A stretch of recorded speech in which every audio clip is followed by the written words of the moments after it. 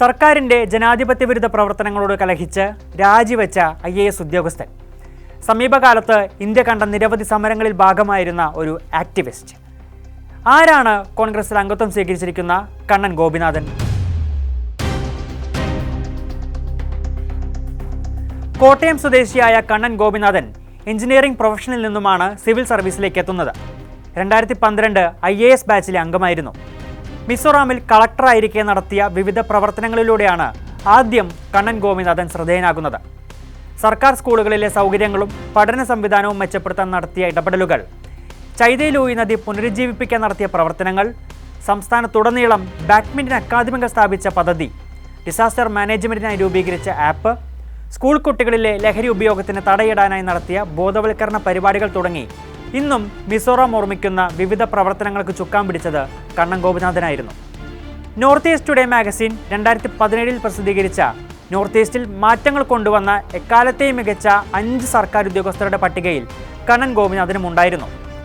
മിസോറാമിൽ കണ്ണൻ്റെ നേതൃത്വത്തിൽ നടന്ന പല ഇടപെടലുകളും സർക്കാരിൻ്റെ അഭിനന്ദനം ഏറ്റുവാങ്ങിയിരുന്നു. പക്ഷേ ഇക്കാലയളവിൽ തന്നെ അനീതികൾക്കെതിരെ ശബ്ദമുയർത്തുന്നതിൽ നിന്നും തന്നെ തടയാൻ സർക്കാർ ഉദ്യോഗത്തിൻ്റെ ചട്ടക്കൂടുകൾക്കാകില്ലെന്നതിൻ്റെ സൂചനകൾ കണ്ണൻ തന്നിരുന്നു. മിസോറാമിലെ നാത്യാലിലേക്ക് ATM ആവശ്യപ്പെട്ടുകൊണ്ട് സ്റ്റേറ്റ് ബാങ്ക് ഓഫ് ഇന്ത്യ ചെയർപേഴ്സണ് കത്തെഴുതിയത് അന്നേറെ ചർച്ചയായിരുന്നു.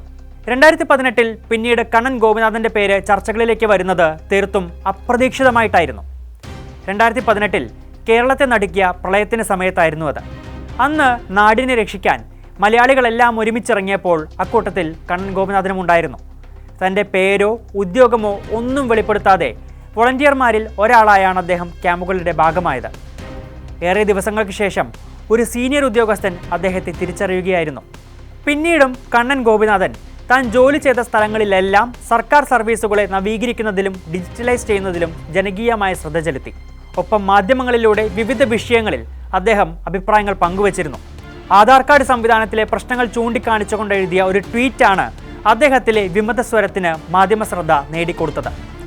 പിന്നീടുള്ള വർഷങ്ങളിൽ ആ നിലപാടുകൾ കൂടുതൽ ശക്തിയോടെ പുറത്തുവരാൻ തുടങ്ങുന്നതും അതിൽ കേന്ദ്ര സർക്കാർ അസ്വസ്ഥമാകുന്നതും കാണാൻ തുടങ്ങി. ഒടുവിൽ ഒരു ദിവസം കണ്ണൻ ഗോപിനാഥൻ IAS കസേരയിൽ നിന്നും രാജിവെച്ചിറങ്ങുന്നതാണ് മാധ്യമ തലക്കെട്ടുകളിൽ നിറഞ്ഞു നിന്നത്. ആർട്ടിക്കിൾ 370 എടുത്തു കളഞ്ഞതിനു ശേഷം കശ്മീരിൽ BJP സർക്കാർ നടത്തുന്ന ജനാധിപത്യ വിരുദ്ധ പ്രവർത്തനങ്ങളോട് പരസ്യമായ എതിർപ്പ് പ്രകടിപ്പിച്ചുകൊണ്ടായിരുന്നു ആ പടിയിറക്കം. ലോകത്തെ ഏറ്റവും വലിയ ജനാധിപത്യ രാജ്യങ്ങളിലൊന്ന് അവിടുത്തെ ഒരു സംസ്ഥാനത്തെ മുഴുവൻ നിരോധനത്തിൻ്റെ പിടിയിലമർത്തിയപ്പോൾ, ജനങ്ങളുടെ മൗലികാവകാശങ്ങൾ നിഷേധിച്ചപ്പോൾ നിങ്ങൾ എന്ത് ചെയ്യുകയായിരുന്നു എന്ന് ആരെങ്കിലും ചോദിച്ചാൽ ഞാൻ എൻ്റെ ജോലി രാജിവെച്ച് ഇറങ്ങി എന്നെങ്കിലും എനിക്ക് പറയാൻ കഴിയേണ്ടേ എന്നായിരുന്നു ആ വാക്കുകൾ. ബ്യൂറോക്രസിയിലെ ഏറ്റവും ഉയർന്ന തലങ്ങളിൽ നിന്നും അത്തരമൊരു പടിയിറക്കം ഇന്ത്യയിൽ അപൂർവമായിരുന്നു. രാജിവെച്ചതിന് ശേഷം പൗരത്വ ബില്ലിനെതിരെയുള്ള പ്രതിഷേധങ്ങളിലും അദ്ദേഹം സജീവമായിരുന്നു. സമരങ്ങളെയും പ്രതിഷേധ സ്വരങ്ങളെയും രാജ്യദ്രോഹമാക്കുന്നതിനെതിരെ അദ്ദേഹം നിരന്തരം സംസാരിച്ചു. താൻ റിട്ടേണിംഗ് ഓഫീസറായിരുന്ന സമയത്തെ അനുഭവങ്ങളും നിരീക്ഷണങ്ങളും കൂടി ഉൾപ്പെടുത്തി ഇലക്ട്രോണിക് വോട്ടിംഗ് മെഷീനുകളിലെ പ്രശ്നങ്ങളെക്കുറിച്ച് അദ്ദേഹം വിശദമായി എഴുതി. ഇതിനുശേഷം പിന്നീടുള്ള വർഷങ്ങളിൽ സാമൂഹ്യമായ വിഷയങ്ങളിലോ മറ്റോ അത്ര സജീവമായി കണ്ണൻ ഇടപെടുന്നത് അത്ര കണ്ടിട്ടില്ല.